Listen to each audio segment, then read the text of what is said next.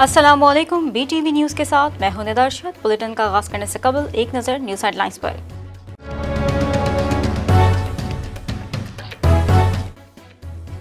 वज़ीर-ए-आज़म ने पाकिस्तान तहरीक-ए-इंसाफ के बानी साथी जावेद गर्देजी की कोरोना वायरस से वफ़ात पर गहरे दुख का इजहार किया है। वज़ीर-ए-आज़म इमरान खान ने समाजी राब्ते की वेबसाइट ट्विटर पर एक ट्वीट की है जिसमें उन्होंने लिखा कि जावेद गर्देजी की कोरोना वायरस से वफ़ात का सुनकर अफसोस हुआ। वज़ीर-ए-आज़म ने जावेद गर्देजी के इंतकाल पर अपने ट्विटर अकाउंट पर उनके हमरा एक यादगार तस्वीर शेयर करते हुए अफसोस का इजहार किया।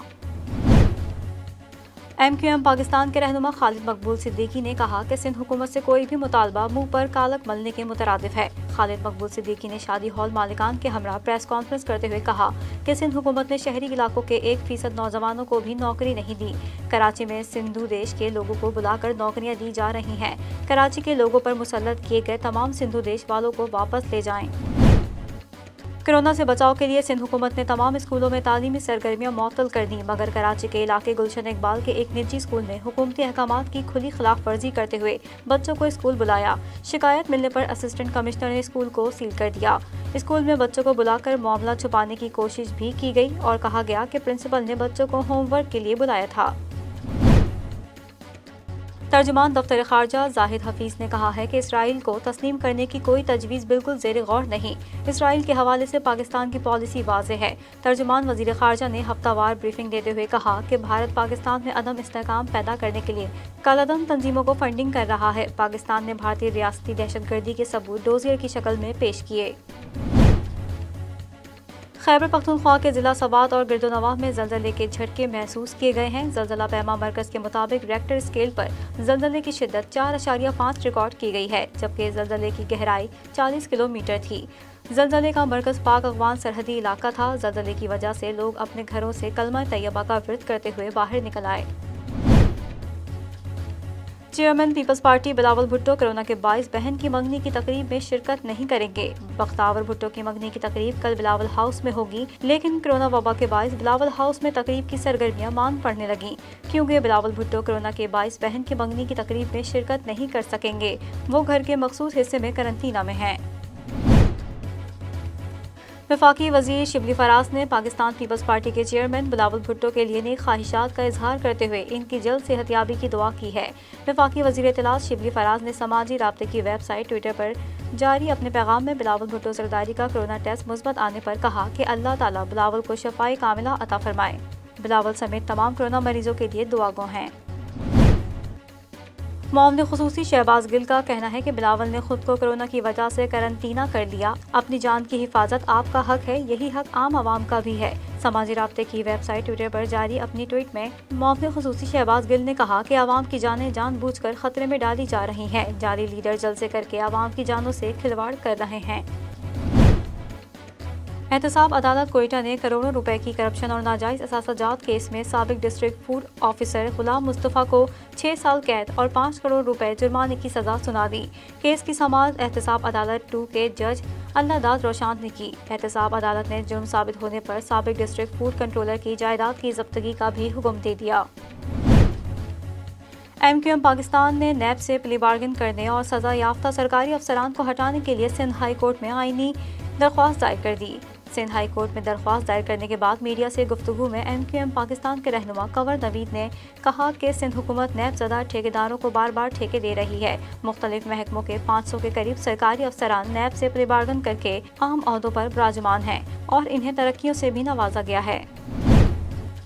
एहतसाब अदालत इस्लामाबाद के जज असगर अली ने तोशाखाना रेफरेंस की समाअत की। नैब ने तोशाखाना रेफरेंस में आसिफ जरदारी, यूसुफ रजा गिलानी और नवाज शरीफ के खिलाफ 43 गवाहान पेश करने का फैसला किया है। साबिक वजीर आजम यूसुफ रजा गिलानी की प्रिंसिपल सेक्रेटरी नरगिस सेठी भी नैब के गवाहान में शामिल हैं। आसिफ जरदारी के खिलाफ जाली अकाउंट समेत 4 मुकदमात में कुल गवाहान की तादाद 205 हो गई।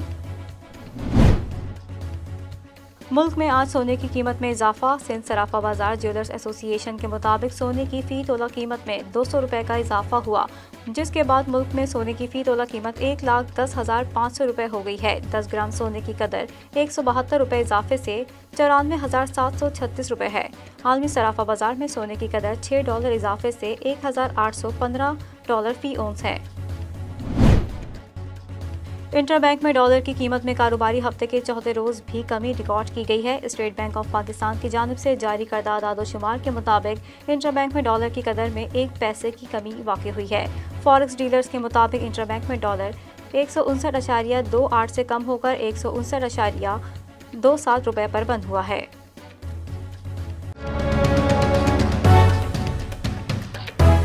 बुलेटिन का आगाज करेंगे इस खबर के साथ। वजीर आज़म इमरान खान ने नया पाकिस्तान मंजिल आसान प्रोग्राम के दूसरे मरहले का इफ्तिताह कर दिया।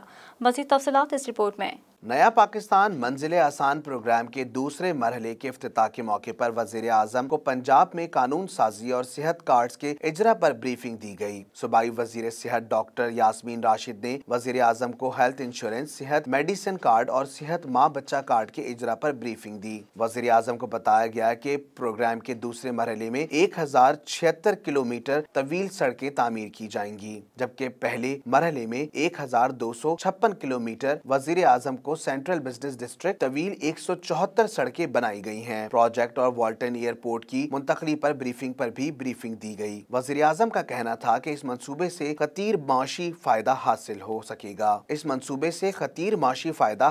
सकेगा। चुनाचा प्रोजेक्ट में हाइल तमाम रुकावटें जल्द दूर की जाएंगी। वजीर आजम इमरान खान ने ज़राई इजनास को मंडियों तक पहुँचाने के लिए बुनियादी ढांचे की अहमियत पर भी जोर दिया। वजीर आजम का हिदायत देते हुए कहना था कि फलाही कानून साजी पर खुसूसी तवज्जो देने के साथ साथ किसानों की पैदावारी इस्तादात बढ़ाने के लिए भी खुसूसी पैकेज भी तैयार किया जाए। वजीर आजम को पंजाब में कानून साजी पर भी ब्रीफिंग दी गई। दौरान ब्रीफिंग वजीर कानून राजा बशारत ने बताया कि सूबाई असम्बली से मंजूर शुदा कवानीन ऑर्डिनेंस से ज्यादा हैं। बहुत से कवानीन कई दिहाइयों के बाद बदले गए हैं। वजीर आजम ने हिदायत की है कि अवामी फलाह की कानून साजी पर खुसूसी तवज्जो दी जाए।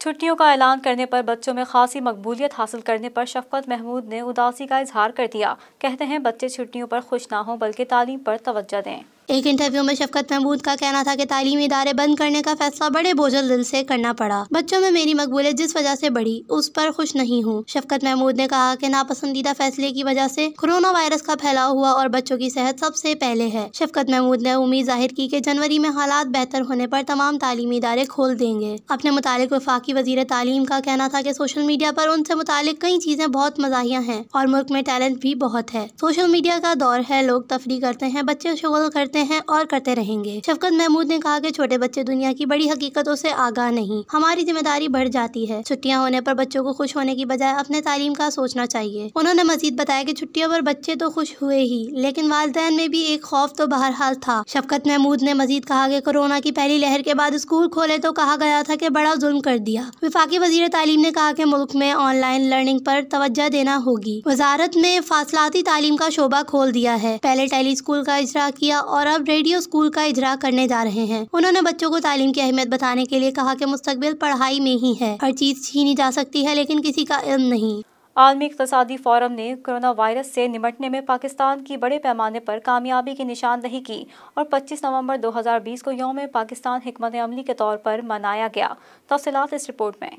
CSD आलमी मौशी फोरम का तयशुदा प्लेटफॉर्म है जो माशी तरक्की का वादा करने वाले ममालिक के लिए एहतमाम करता है। लिहाजा एक साल के अंदर अंदर ये दूसरा CSD पाकिस्तान का एहतमाम किया गया है। पहला CSD ने वजीर आजम इमरान खान के डेविस WEF हेडक्वार्टर के दौरे के दौरान किया था, जबकि दूसरा एक वबाई अमराज के गैर मामूली आलमी बहरान के बारे में पाकिस्तान के कामयाब रद्द अमल का नतीजा है, जो एक कोरोना वायरस है। वजीर आजम इमरान खान ने इस तकरीब का इफ्तिताह करते हुए दुनिया के नामवर ताजिरों से गुफ्तगू की। फोरम ने खुसूसी तौर पर पाकिस्तान के जरिए इख्तियार करदा जिंदगी और माश का तवाजुन की कामयाब हिकमत अमली को उजागर करने के लिए इनेकाद किया था और दुनिया के साथ तैयार करदा हिकमत अमलियों और पॉलिसियों को शेयर किया था। फोरम का दूसरा उन्वान मौसमियाती तब्दीली था। पाकिस्तान मौसमियाती तब्दीलियों से दुनिया का 5वां सबसे ज्यादा मुतासरा मुल्क है और वजीर आजम इमरान खान ने कहा कि पाकिस्तान क्लीन और ग्रीन बनाने का अज़म रखता है। सेनेटर के मुताबिक फोरम वायरस पर काबू पाने के लिए वजीर आज़म इमरान खान की कामयाब पॉलिसियों का एतराफ़ कर रहा है, जिसके लिए 25 नवंबर को यौम पाकिस्तान स्ट्रेटेजी डे मनाया गया। फैसल जावेद खान ने एक ट्वीट में कहा, ये दोनों कोरोना वायरस और मईशत से निपटने की पाकिस्तान की शानदार हिकमत अमली की एक और तौसीक है। बड़ी मीडिया रिपोर्ट्स के मुताबिक दुनिया भर के मुमताज सरमायाकार, सनतकार और ताजिर भी इस तकरीब में शरीक हुए। WEF के सदर ने सुबह 9 बजे इमरान खान के साथ बराह रास्त इंटरव्यू किया, जहां वजीर आज़म इमरान खान ने कोरोना वायरस वबाई अमराज की रोकथाम के सिलसिले में अपनी हिकमत अमली के बारे में ब्रीफिंग दी। उन्होंने आलमी सरमायाकारों और चीफ एग्जीक्यूटिव्स के सवालात के जवाब देने के अलावा तामीराती सनत के लिए मराद समेत 12 अरब रुपए के कोरोना रिलीफ पैकेज पर भी रोशनी डाली। पाकिस्तानी वुज़रा को भी पाकिस्तान स्ट्रेटेजिक WEE की जानिब से वजीर आज़म के अलावा वीडियो लिंक के जरिए अलग सेशन में शिरकत की दावत दी गई। वजीर आज़म के मुशीर बराए खजाना अब्दुल हफीज शेख ने माशी इमदादी पैकेजों पर बात की। वजीर मनसूबा बंदी और तरक्यात Asad Umar national command and operation centre NCOC की कामयाबी के बारे में फोरम को बताया, जबकि माहौलियाती तब्दीली से मुतालिक वजीर आज़म के मावन खुसूसी मलिक अमीन असलम ने ग्रीन मईशत को फरोग देने के तरीकों पर तबादला ख्याल किया। वजीर सनत और पैदावार बराए हम्माद अजहर ने सनती पैकेज में रिलीफ के बारे में बात की। वजीर तवानाई उमर अयूब ने मुतबादल सानिया निश्तर हुकूमत के SAPM तवानाई के पॉलिसी पर तबादला ख्याल किया, जबकि एहसान इमरजेंसी कैश प्रोग्राम पर रोशनी डाली गई। फैसल जावेद खान ने कहा कि मोहलिक वायरस से निपटने के लिए पाकिस्तान नुमाइंदगी करेगा। उन्होंने मजीद कहा कि दीगर बैनुल-अक़वामी फोरमों ने मुल्क के रद्द-ए-अमल से सीखने पर जोर दिया है।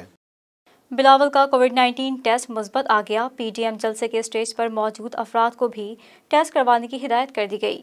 पाकिस्तान पीपल्स पार्टी के चेयरमैन बिलावल भुट्टो जरदारी का कोरोना वायरस टेस्ट मुस्बत आने के बाद सूबाई वजीर सेहत तैमूर खान झगड़ा ने हिदायत की है कि PDM जलसे के स्टेज पर मौजूद लोग फौरी तौर पर अपना टेस्ट करवाएं। खैबर पख्तूनख्वा के वजीर सेहत तैमूर खान झगड़ा ने समाजी राब्ते की वेबसाइट ट्विटर पर कहा कि बिलावल भुट्टो की जल्द सेहतयाबी के लिए दुआ गो हूँ। सूबाई वजीर सेहत का कहना था कि PDM जलसे के स्टेज पर मौजूद लोग अगर पख्तूनख्वा में मौजूद हैं तो हेल्पलाइन 1700 पर कॉल करें। जलसे में शरीक अफराद रैपिड रिस्पांस टीम के जरिए अपना टेस्ट करवाएं। उन्होंने कहा कि सूबाई हुकूमत को सबकी सेहत का ख्याल है, तमाम टेस्ट मुफ्त हैं। ख्याल रहे कि पाकिस्तान पीपल्स पार्टी के चेयरमैन बिलावल भुट्टो जरदारी का कोविड-19 का टेस्ट मुस्बत आया है। बिलावल भुट्टो तवत्तर से PDM के जलसों में शरीक होते रहे हैं। बिलावल ने समाजी राब्ते की वेबसाइट ट्विटर पर अपनी ट्वीट में कहा कि इन्हें मामूली अलामात हैं और उन्होंने खुद को करंटीना कर लिया है। उन्होंने लिखा कि वो घर से काम जारी रखेंगे और पीपल्स पार्टी के यौम तासीस पर बजरिया वीडियो लिंक खिताब करेंगे। बिलावल भुट्टो ने अपने ट्वीट में अवाम को मास्क पहनने की तलकीन भी की। वाज़ेह रहे कि बिलावल भुट्टो ने एक रोज कबल ही खुद को करंटीना करने का फैसला अपने सियासी मुशीर जमील सोमरो का कोरोना टेस्ट मुस्बत आने के बाद किया। तर्जुमान PP का कहना है कि बिलावल भुट्टो ने फौरी तौर पर अपना कोरोना टेस्ट करवाया, जो कि अब पॉजिटिव आ गया है। महकमा तालीम के ऐलान के मुताबिक तमाम तालीमी इदारे बंद करने के फैसले पर बाज़ाब्ता अमल दरामद शुरू हो गया। ताहम दीनी मदारिस के मुंतज़मीन ने हुकूमत का फैसला मानने से इनकार कर दिया। हुकूमत पाकिस्तान ने कोरोना वबा से बढ़ते केसेस के पेश नज़र सूबों से मशावरत के बाद तालीमी इदारों को 26 नवंबर से 10 जनवरी तक बंद रखने और तालीमी इदारों को ऑनलाइन क्लासेस का सिलसिला जारी रखने का कहा है, जबकि जिन इलाकों में इंटरनेट की सहूलत मैसर नहीं वहाँ असातिज़ा होमवर्क फराहम करेंगे। दूसरी जानिब वफाकुल मदारिस ने इस फैसले को मुस्तरद करते हुए कहा है कि चूँकि हुकूमत ने इनके साथ इस मामले पर किसी किस्म की मशावरत नहीं की, लिहाजा इनके जेर इंतजाम तमाम मदारिस खुले रहेंगे। पाकिस्तान में असरी तालीम के सरकारी और गैर सरकारी तालीमी इदारों के अलावा एक बड़ी तादाद इन तलबा और तालिबात की भी है जो मदारिस में पढ़ते हैं। ताहम वफाक की जानिब से कोरोना वबा की सूरत हाल पर सूबाई वज़राए तालीम और दीगर मुतालिका हुकाम के साथ हालिया अहम इजलास में न तो मदारिस के हवाले से कोई बात हुई और न ही इनके किसी नुमाइंदे को इस इजलास में दावत दी गई थी। हुकूमती इजलास और ऐलान के बाद वफाकुल मदारिस ने कहा कि चूँकि हुकूमत ने इनके साथ किसी किस्म का मशवरा नहीं किया, लिहाजा वो इस हुक्म की तामील करने के पाबंद नहीं है। ताहम उन्होंने कहा कि इस सिलसिले में इनकी हुकूमत के साथ बात होगी। वफाकुल मदारिस अल अरबिया पाकिस्तान का सबसे बड़ा दीनी तालीमी बोर्ड है, जिसके तहत 30,000 रजिस्टर्ड मदारिस काम कर रहे हैं, जिसमें असातिज़ा की तादाद 1.5 लाख से जायद है, जबकि तलबा की तादाद 28 लाख से जायद है। कोरोना वबा की सूरत हाल में इतनी बड़ी तादाद को नजरअंदाज करने के पीछे अवामिल क्या हैं, और आया मदरसे भी वफाकी और सूबाई तालीमी वजारतों के फैसलों के पाबंद हैं या नहीं। इस हवाले से वफाकी वज़ीर तालीम शफ़क़त महमूद ने मौक़िफ़ देने से इज्तनाब किया। दूसरी जानिब वफाकुल मदारिस के जनरल सेक्रेटरी मोहम्मद हनीफ जालंधरी ने बताया कि इतना बड़ा फैसला हुआ, लेकिन इनके साथ किसी किस्म की मुशावरत नहीं की गई। उन्होंने कहा कि हुकूमत के साथ इनकी बातचीत जारी है और वो जल्द ही किसी नतीजे पर पहुँच जाएंगे। अगरचे वफाकुल मदारिस के मुंतज़मीन एक जानिब हुकूमत से इन्हें मुशावरत में शामिल न करने का शिकवा कर रहे हैं, तो दूसरी तरफ मदारिस के तलबा का ये भी मानना है कि इन्हें कोरोना से डरने की जरूरत नहीं है, क्योंकि सबसे अच्छा सैनिटाइजर वजू है। तालीमी इदारों के हवाले से हुकूमत के मौजूदा प्लान के मुताबिक यूनिवर्सिटी हॉस्टल्स के तलबा में से 1/3 हॉस्टल्स में कयाम कर सकेंगे, जबकि नए तालीमी साल को अगस्त में ले जाने की तजवीज़ भी ज़ेर गौर है। खैबर पख्तूनख्वा के वज़ीर तालीम शहराम तरकई ने एक प्रेस कॉन्फ्रेंस में कहा कि हर क्लास के बच्चों को हफ्ते में एक दिन क्लास लेने के लिए लाजमी आना होगा, ताकि असातिज़ा इनके होमवर्क चेक करके अगले हफ्ते के लिए होमवर्क फराहम करें। इसी तरतीब से हफ्ते के मुख्तलिफ दिनों में हर क्लास को एक दिन हाजिरी देनी होगी और यही हाजिरी मार्क्स की सूरत में इम्तहानात के लिए शुमार किए जाएंगे। तालीमी इदारों को बंद करने के फैसले के बाद महकमा इब्तदाई और सानवी तालीम ने इम्तहानात 4 माह के लिए मौखर कर दिए हैं, जबकि महकमा आला तालीम ने भी फिलहाल कोई तारीख न देते हुए इम्तहानात को मुलतवी करने का फैसला कर लिया है।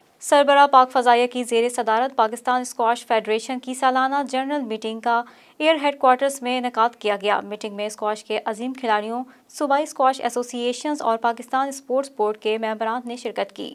एयर हेडक्वार्टर्स इस्लामाबाद में पाक फ़ज़ाइया के सरबराह एयर चीफ मार्शल मुजाहिद अनवर खान की ज़ेर सदारत पाकिस्तान स्क्वाश फेडरेशन की 47वीं सालाना जनरल कौंसिल मीटिंग मुनक़िद हुई। इस मीटिंग में स्क्वाश के अजीम खिलाड़ियों के अलावा सूबाई स्क्वाश एसोसिएशंस और पाकिस्तान स्पोर्ट्स बोर्ड के मेंबरान ने भी शिरकत की। जनरल कौंसिल मेंबरान से खिताब करते हुए एयर चीफ ने तमाम शुरका का शुक्रिया अदा किया और स्क्वाश के खेल की तरवीज के लिए पाक फ़ज़ाइया और पाकिस्तान स्क्वाश फेडरेशन के मुकम्मल ताउन का यकीन दिलाया। उन्होंने एसोसिएशंस के मेंबरान पर जोर देते हुए कहा कि वो बाकायदगी से तरबियती कैंपों और टूर्नामेंट्स के इनेकाद के जरिए स्क्वाश को फरोग देने के साथ साथ मुख्तलिफ स्पॉन्सरशिप और स्कॉलरशिप प्रोग्रामों के जरिए खिलाड़ियों की हौसला अफजाई करें। उन्होंने खिलाड़ियों को कौमी और बैनुल अक़वामी सतह पर बेहतर नताइज के हुसूल के लिए खेल पर तवज्जो देने और अपनी जहनी और जिस्मानी इस्तेदाद बढ़ाने की भी ताकीद की। जनरल कौंसिल ने साल 2019-20 में पाकिस्तानी खिलाड़ियों की कौमी और बैनुल अक़वामी मुकाबलों में कारकर्दगी का भी जायजा लिया। सदर पाकिस्तान स्क्वाश फेडरेशन ने स्क्वाश के खेल को तरक्की देने के लिए गिरा कदर खिदमात सरंजाम देने पर पंजाब स्क्वाश एसोसिएशन को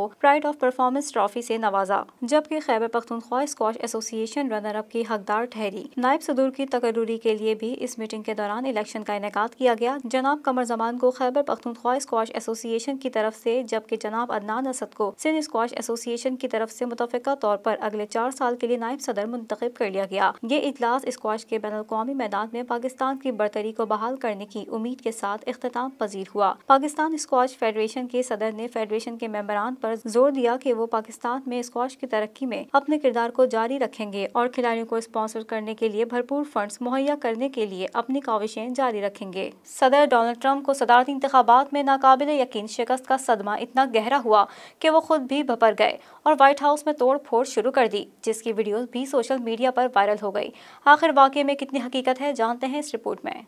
हालिया अमरीकी सदारती इंतखाबात में शिकस्त खाने वाले सदर डोनाल्ड ट्रंप ने अभी तक बाज़ाब्ता अपनी शिकस्त तस्लीम नहीं की है, लेकिन जो बाइडेन अमरीकी तारीख में सबसे ज्यादा वोट लेने वाले उम्मीदवार बन गए हैं। सदर डोनाल्ड ट्रंप को इस नाकाबिले यकीन शिकस्त का गहरा सदमा है। गुज़िश्ता दिनों डोनाल्ड ट्रंप ने इख्तिदार की मुंतकली की हामी भरते हुए इंतजामात करने की हिदायत कर दी थी, ताहम वो आवाम के सामने अपनी शिकस्त का बाज़ाब्ता एतराफ करने से हिचकिचा रहे हैं। अमरीकी सदर की जानिब से शिकस्त तस्लीम न किए जाने पर सोशल मीडिया पर मुख्तलिफ क़यासराइयां और दिलचस्प मीम भी वायरल हो रही हैं। सोशल मीडिया सार्फिन का कहना है कि डोनाल्ड ट्रंप व्हाइट हाउस नहीं छोड़ना चाहते, तो कोई कह रहा है कि ट्रंप व्हाइट हाउस को ही खरीद लेंगे और वहीं हमेशा रहेंगे। बाद सार्फिन का कहना है ट्रंप व्हाइट हाउस छोड़ने से कबल तोड़ फोड़ करके इसे बर्बाद कर देंगे। इसी हवाले से एक वीडियो भी सोशल मीडिया पर गर्दिश कर रही है, जिसमें मुबैना तौर पर डोनाल्ड ट्रंप को ऑफिस में तोड़ फोड़ करते दिखाया गया है। फ्रांसी खबर रसां एजेंसी की हकाइक की जांच से मालूम हुआ दावा है कि ऐसा कुछ भी नहीं है। दरहकीकत जो वीडियो वायरल हो रही हैं वो 2017 की हैं, जिसमें बरतानवी कॉमेडी चैनल से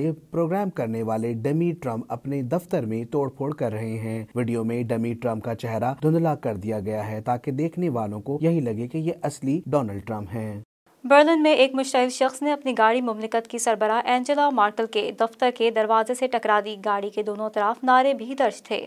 car outside Merkel office package. आलमी खबरसार इदारे के मुताबिक दारुल हुकूमत बर्लिन में चांसलर एंजेला मेर्केल के दफ्तर के दरवाजे से एक मुश्तइल शख्स ने स्याह रंग की कार टकरा दी, जिस पर नारे दर्ज थे। कार की एक जानिब सफेद रंग से नारा दर्ज था, आलमगीरियत की सियासत बंद करो, जबकि दूसरी जानिब तुमने बच्चों और बुजुर्गों के नाहक कत्ल को भुला दिया था। कार के तसादुम से लोहे की सलाखों को मामूली नुकसान पहुंचा, जबकि पुलिस ने कार चलाने वाले 54 साला शख्स को हिरासत में ले लिया। तफ्तीश का अमल जारी है, ताहम मुलजिम की शनाख्त जाहिर नहीं की गई है। जर्मनी की वजारत दाखिला ने अपने बयान में इंकशाफ किया कि इस शख्स ने 2014 में भी इसी तरह अपनी कार इसी जगह टकराई थी और इस वक्त भी इसकी कार पर नारे दर्ज थे। इसी तरह 2016 में भी ऐसा ही अमल किया था। पुलिस का कहना है कि इस वाकये के तमाम पहलुओं का जायजा लिया जाएगा और मुलजिम को जरूरत पड़ने पर माहिर नफ्सियात से भी मुलाकात करवाई जाएगी। ताहाल वाकये में दहशतगर्दी के अंसर की निशानदही नहीं हुई है।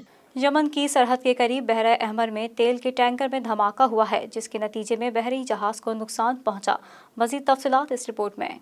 आलमी खबर रसाई इदारे के मुताबिक सऊदी अरब के साहिली इलाके शकीक पर तेल टैंकर में जोरदार धमाका हुआ है। यूनान के ज़ेरे इंतजाम MT एग्री नामी जहाज पर माल्टा का परचम लहरा रहा था। जहाज बरादरी की कंपनी ने मीडिया को बताया कि ये जहाज अब भी समंदर पर तैर रहा था और इस पर सऊदी हुक्काम सवार भी मौजूद थे। ताहम सऊदी हाकिम ने फौरी तौर पर वाक़ये की तरदीद या तस्दीक नहीं की है। कंपनी का दावा है कि जहाज को 1 मीटर के फासले से निशाना बनाया गया, जिससे टैंकर में खराबी पैदा हो गई। खुशकिस्मती से अमला महफूज है। धमाके से जहाज में पड़ने वाले सुराखों को भर दिया गया है और वो मंजिल की जानिब रवा हैं। इधर बरतानिया के एक सिक्योरिटी कंपनी एम्ब्री ने धमाके की इत्तला देते हुए दावा किया कि जहाज को बारूदी सुरंग धमाके से निशाना बनाया गया। नीदरलैंड से सफर का आगाज करने वाले जहाज की मंजिल शकीक की स्टीम पावर अरामको की तनसीबात पर रॉकेट हमला किया गया था, जिसके नतीजे में एक टैंकर टूट गया था और इसमें शदीद नौयत की आग भड़क उठी थी।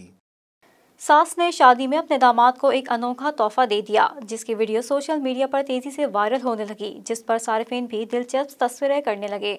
दुनिया भर में लड़की के अहले खाना अपने दामाद को शादी के मौके पर कीमती तोहफा पेश करते हैं, मगर एक वीडियो तेजी से वायरल हो रही है जिसमें एक सास अपने दामाद को क्लाशनकोव बतौर तोहफा पेश कर रही हैं, जिस पर सोशल मीडिया सारिफीन की जानिब से दिलचस्प तबसरे भी सामने आ रहे हैं। शाहिद राठौर ने लिखा कि बज़ाहिर पाकिस्तान है और मैं सोच रहा हूँ कि ये पाकिस्तान में कौन सी नई रस्म चल पड़ी है कि शादी के मौके पर सास अपने दामाद को क्लाशनकोव तोहफे में सरेआम पेश कर रही है। रियासत ऐसे लोगों के खिलाफ सख्ती से पेश आए। एक खातून सारिफ ने लिखा कि मेरे खावन की सास भी यही करना चाहती थी, लेकिन फिर उनको याद आया कि उनकी अपनी बेटी भी एक क्लाशनकोव है। उन जैसे और भी कई लोगों ने दिलचस्प तबसरे किए। भारत एशियाई ममालिक में करप्शन में पहले नंबर पर आ गया। सर्वे रिपोर्ट के मुताबिक भारत रिश्वतखोरी और करप्शन 39%, सिफारिश में 46% के साथ बुलंद तरीन शरह पर है।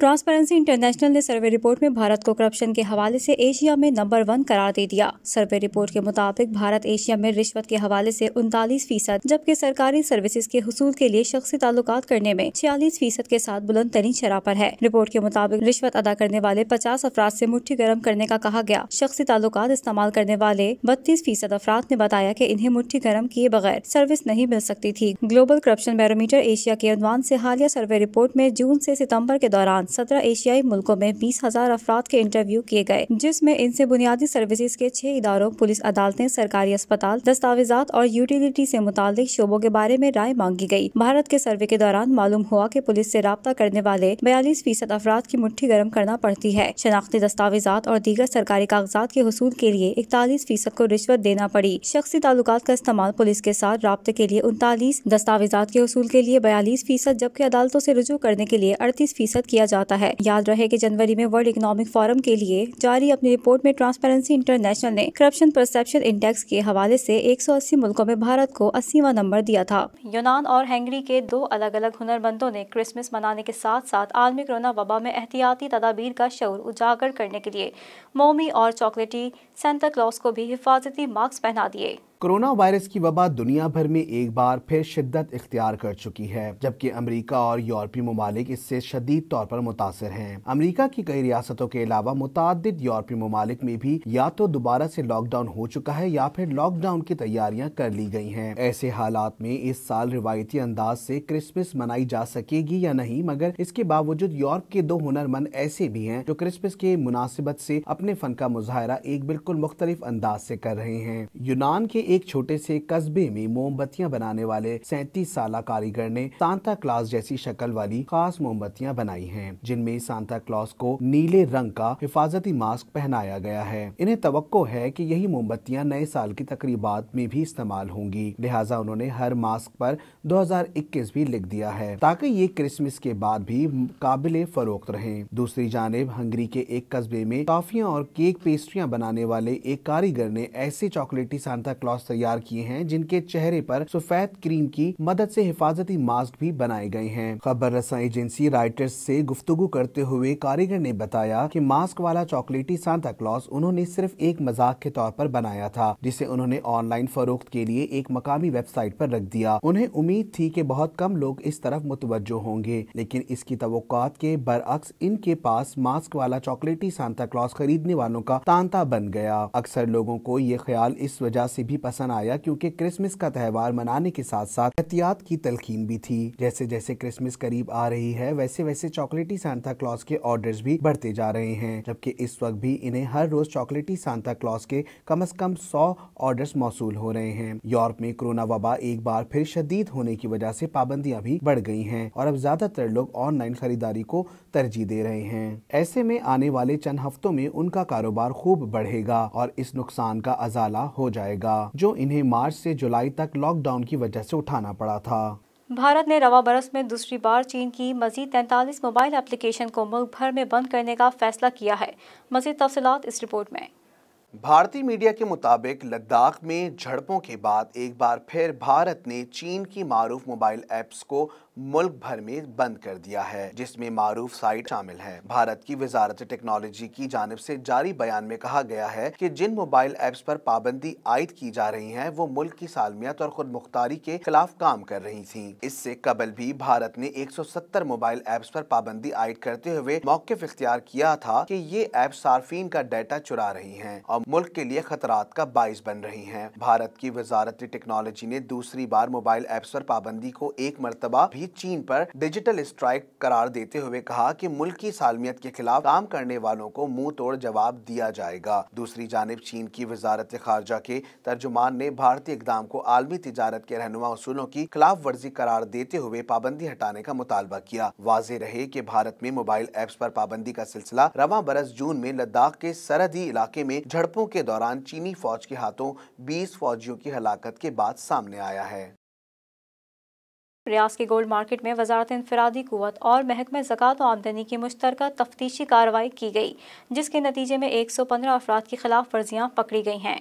सऊदी प्रेस एजेंसी के मुताबिक मुश्तरका तफ्तीशी टीम ने कहा है कि रियाज शहर की गोल्ड मार्केट में 142 दुकानों का दौरा किया गया है। तफ्तीश के दौरान तिजारती लाइसेंस खत्म होने के अलावा फरोख्त होने वाले जेवरात पर कारखाने की मोहर की खिलाफ वर्जियाँ पकड़ी गई हैं। खरीदे जाने वाले जेवरात की गैर वाज़ेह रसीदों के अलावा वैल्यू एडिड टैक्स और ज़कात और आमदनी के टैक्सों में भी हेर फेर पकड़ी गई है। तफ्तीशी टीम ने कहा है कि बाज दुकानों में मनी लॉन्ड्रिंग का भी शुबा है, जबकि बाज दुकानों में सऊदियों के नाम पर गैर मुल्कियों के कारोबारों का भी शक है। तफ्तीशी टीम ने कहा है कि 115 दुकानों के मालकान के खिलाफ कार्रवाई की गई है, जबकि बाज दुकानों के मालकान को मजीद तफ्तीश के लिए तलब किया गया है। फुटबॉल के मद्दाहों के लिए बुरी खबर, अर्जेंटीना से ताल्लुक रखने वाले शहर आफाक फुटबॉलर मैराडोना चल बसे। दुनिया फुटबॉल का अजीम बाब बंद हो गया। स्टार फुटबॉलर मैराडोना 60 बरस की उम्र में दिल का दौरा पड़ने से जहान फानी से कूद कर गए। मैराडोना का शुमार दुनिया के बेहतरीन फुटबॉलर्स में होता था। वो 4 आलमी फुटबॉल कप में अर्जेंटीना की नुमाइंदगी करने का एजाज रखते थे। गैर मुल्की मीडिया के मुताबिक मैराडोना का इंतकाल घर पर हुआ। 3 हफ्ते कबल मैराडोना को तबीयत नासाज होने पर अस्पताल लाया गया था, जहाँ डॉक्टर्स ने उनका MRI किया तो दिमाग में खून जमने का इंकशाफ हुआ। बाद उन्हें दूसरे अस्पताल मुंतकिल किया गया, जहाँ दिमागी अमराज के माहिर माहिर डॉक्टर्स ने फुटबॉलर को फौरी ऑपरेशन कराने का मशवरा दिया। लेजेंडरी फुटबॉलर मैराडोना की ब्रेन क्लॉट सर्जरी कामयाब रही, जिसके बाद वो तेजी से सेहतयाब हो रहे थे। डॉक्टर ने फुटबॉलर की तबीयत को खतरे से बाहर और तसल्ली बख्श करार देते हुए बताया था कि मैराडोना को जल्द ही अस्पताल से घर जाने की इजाजत दे दी जाएगी। हर मौके पर उनके मद्दाहों की जानिब से अपने महबूब फुटबॉलर की सेहत के लिए दुआएं भी की गई थीं। पाकिस्तानी मारूफ टीवी अदाकारा रबाब हाशिम शादी के बंधन में बंध गई। माइयों की रस्म के लिए जेब तन किए जाने वाले जोड़े में तस्वीर सामने आने पर इनकी शादी की खबरें गर्दिश करने लगी हैं। पाकिस्तान की मारूफ टीवी अदाकारा रुबाब हाशिम शादी के बंधन में बंध गईं। फोटो एंड वीडियो शेयरिंग की वेबसाइट इंस्टाग्राम पर अदाकारा रुबाब हाशिम ने अपनी माइयों की चंद तस्वीर शेयर करके मद्दाहों को हैरत में डाल दिया है। तस्वीर में अदाकारा ने माइयों के पीले रंग के जोड़े और मेहंदी लगे हाथों के साथ दुल्हन के रूप में नजर आ रही हैं। रुबाब हाशिम पाकिस्तान ड्रामा इंडस्ट्री की काबिल अदाकारा हैं, जिन्होंने बहुत से कामयाब ड्रामों में अपनी अदाकारी के जौहर दिखाए हैं। गुज़िश्ता साल उन्होंने मकबूल तरीन ड्रामा में काम किया था, जिसमें उन्होंने मरकजी किरदार निभाया था। रुबाब हाशिम ने अपनी फनी करियर का आगाज 10 बरस की उम्र में किया था। तस्वीर के कैप्शन में फिलहाल अदाकारा की जानिब से अब तक कोई तरदीद या तस्दीक नहीं की गई है। ताहम मद्दाहों की जानिब से शादी की मुबारकबादों का सिलसिला जारी है। सोशल मीडिया पर गुज़िश्ता 2 रोज से शोबिस की मकबूल जोड़ी उर्वा और फरहान की अलहदगी से मुतालिक तबसरों के बाद उर्वा के वालिद का बयान सामने आ गया। मज़ीद जानते हैं इस रिपोर्ट में। गुज़िश्ता 2 रोज से मुख्तलिफ एंटरटेनमेंट साइट्स और टीवी चैनल्स ये खबरें चला रहे थे कि अरवा और फरहान की अलहदगी हो रही है। अलहदगी की खबरें वायरल होने के बाद सोशल मीडिया पर अरवा हुसैन और फरहान सईद के मद्दाहों में से बेशतर ने इस बात को अफसोसनाक करार देते हुए दुख का इजहार किया। ताहम अरवा या फरहान की जानिब से ऐसी इत्तलात की तस्दीक या तरदीद सामने नहीं आई। अब अरवा हुसैन के वालिद की जानिब से ये कहा गया है कि ऐसी तमाम खबरें बेबुनियाद हैं। मखदूम चौधरी का कहना है कि उनकी बेटी की अलहदगी और तलाक की खबरों में कोई सदाकत नहीं। अरवा और फरहान हंसी खुशी रह रहे हैं। अरवा के वालिद ने तलाक के हवाले से केस लाहौर की मुकामी अदालत में जेर समाअत होने की खबर भी झूठ करार देते हुए कहा कि आइंदा माह दोनों शादी की 4थी सालगिरह मनाएंगे, जिसकी तैयारियां की जा रही हैं। वालिद की जानिब से तरदीद के बाद भी ताहाल अरवा हुसैन या उनके शौहर फरहान सईद की जानिब से कोई मौक़िफ़ सामने नहीं आया। अरवा और फरहान सईद शादी के बाद एक साथ किए जाने वाले ड्रामा सीरियल उडारी में अपने ऑन स्क्रीन केमिस्ट्री के बाइस खासे मशहूर हुए। फरहान सईद ने शादी से तकरीबन 1 माह कबल 22 नवंबर 2016 में अरवा हुसैन को पेरिस के मशहूर एफिल टावर के सामने रोमानवी अंदाज में शादी की पेशकश करते हुए घुटनों के बल झुककर हीरे की अंगूठी पहनाई थी, जिसकी तस्वीर खूब वायरल हुई। इस जोड़े का निकाह 16 दिसंबर 2016 को लाहौर की बादशाही मस्जिद में हुआ था।